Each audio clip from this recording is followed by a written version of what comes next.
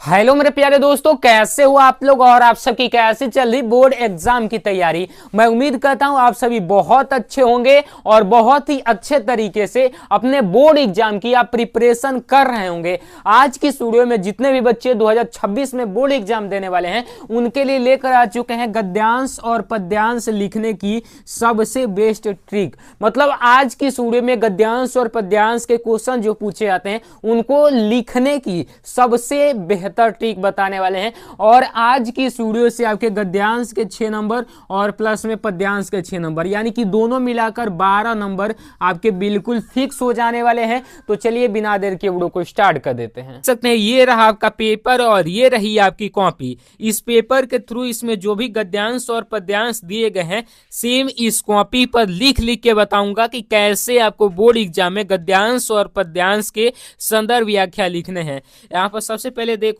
इस तरीके से मैं पेपर को क्या करता हूँ, ओपन करता हूँ। तो यहाँ पर आपका खंड ब आता है जिसमें कि आपके वर्णनात्मक प्रश्न दिए गए हैं जो कि आपका 2+2+2 गद्यांश वाला दिया है 6 नंबर का। इसी गद्यांश का जो भी प्रश्न इस पे पूछा गया इस पे आधारित इसका उत्तर देना है। जैसे पहला आपका प्रश्न पूछा गया है कि उपयुक्त गद्यांश का संदर्भ लिखिए। तो इसका संदर्भ आपको लिखना है, कैसे लिखना है बताऊंगा ठीक से। अब देखो गद्यांश के रेखांकित अंश की व्याख्या कीजिए, यह भी कैसे करना है और एक क्वेश्चन आपसे पूछा गया है इसका आंसर भी इसी में से देना है। तो देखो सबसे पहले हम क्या करेंगे, ये संदर्भ पहचानेंगे कि कैसे मतलब पता होगा कि ये किस चैप्टर से लिया गया है।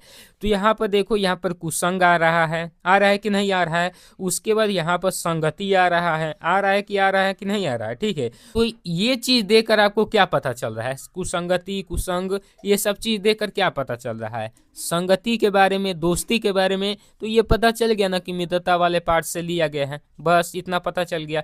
तो इसमें आपको ये पता लग गया कि ये मित्रता पार्ट से लिया गया है। ठीक, अब ये मित्रता पाठ से लिया गया है तो इसके लेखक कौन है, आचार्य रामचंद्र शुक्ल जी हैं। आचार्य रामचंद्र जी हैं,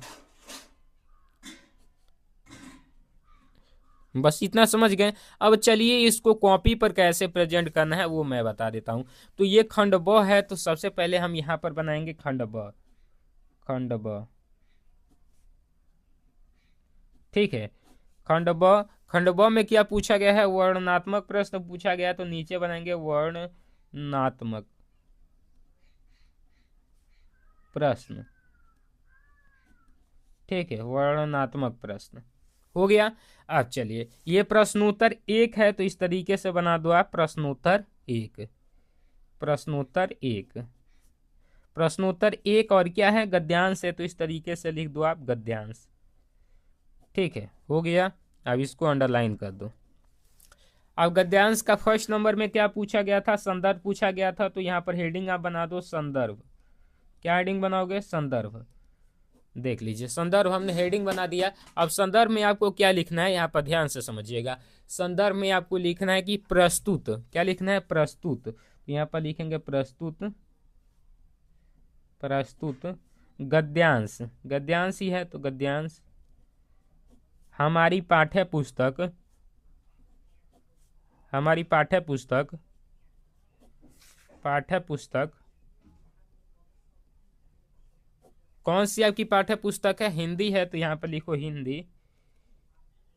हिंदी के किस पाठ से लिया गया है, तो मित्रता पाठ से लिया गया है। तो लिखो मित्रता, मित्रता पाठ से लिया गया है, पाठ से लिया गया है। ठीक है, लिया गया है। और इसके लेखक कौन है, इसके लेखक,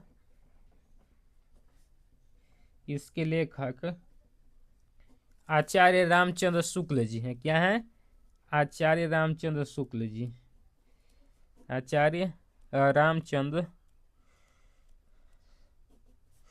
शुक्ल जी हैं। ठीक, हो गया। अब देखिए इतना हो गया। अब यहाँ पर देखो सेकंड नंबर में पूछा गया है गद्यांश के रेखांकित अंश की व्याख्या कीजिए। तो यहाँ पर सेकंड नंबर बनाएंगे। यहाँ पर देखो, यहाँ पर अब इसमें क्या करेंगे, इसका व्याख्या करेंगे। तो व्याख्या कैसे करना है, देखो सबसे पहले आप हेडिंग बना दीजिए यहाँ पर रेखांकित अंश की व्याख्या। यहाँ पर लिखिए कि रेखांकित अंश की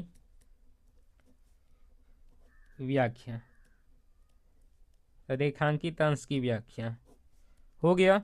अब इसको अंडरलाइन कर दीजिए। ठीक, अब देखिए इसमें क्या करेंगे, रेखांकित अंश की व्याख्या में ये जो अंडरलाइन किया गया है इसका व्याख्या करेंगे। तो कुसंगति का ज्वर सबसे भयानक होता है।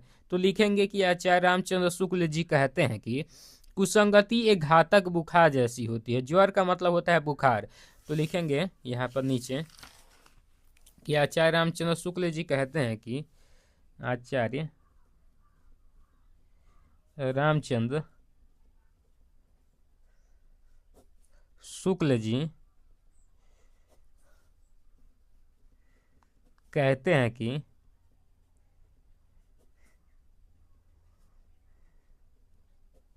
कुसंगति एक घातक बुखार की जैसी होती है। कुसंगति एक घातक बुखार जैसी होती है।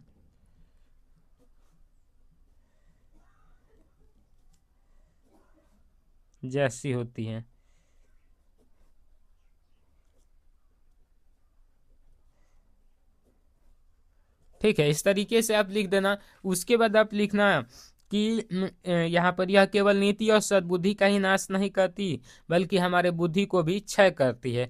मतलब कुसंगति में लिप्त रहे व्यक्ति की नीति, सद्बुद्धि और अच्छे विचार भी नष्ट हो जाते हैं। ठीक है, किसी युवा पुरुष की संगति यदि बुरी हो तो उसके पैरों में बंधी चक्की के समान होगी। अब बताएंगे कि यदि किसी युवा पुरुष की संगति गलत हो जाती है तो वह उसके पैरों में भारी पत्थर जैसे बंधा होता है उसके समान होती है, जो उसे दिन प्रतिदिन अवनत के गड्ढे में गिराती है। जैसा किसी के पैर में भारी पत्थर नहीं बांध दोगे तो वो आगे नहीं बढ़ पाएगा, उसी तरीके से कुसंगति में रहने वाला व्यक्ति कभी भी आगे नहीं बढ़ पाता है, वो दिन प्रतिदिन पतन के रास्ते पर नीचे आता ही जाता है। ठीक है, तो इस तरीके से इसका हमने गद्यांश का जो है कि व्याख्या बता दिया। अब देखो क्वेश्चन कह रहा है कुसंग की तुलना किससे की गई है। तो कुसंग की तुलना किससे की गई है, इसको पता लगाने के लिए इस क्वेश्चन को पढ़ो आप कि कुसंग का जो सबसे भयानक होता है, यह केवल नीति और सद्बुद्धि का ही नाश नहीं करता बल्कि बुद्धि का भी क्षय करता है। यदि किसी युवा पुरुष की कुसंगति बुरी हो तो उसके पैरों में बंधी भारी पत्थर के समान होगी। यानी कि इसमें क्या कहा गया है कि भारी पत्थर, पैरों में बंधे भारी पत्थर के समान, यानी कि कुसंगति की तुलना पैर में बंधे किसी व्यक्ति के पैर में बंधे भारी पत्थर के समान बताई गई है। ठीक है, या फिर कुछ और इसमें दिख रहा हो तो उसको भी आप बनाकर लिख सकते हो कि कुसंगति की तुलना एक घातक बुखार से की गई है, एक ज्वर से की गई है, ये भी लिख सकते हो। जो भी आपके मन में हो इसमें से ही तो खोज के लिखना होता है।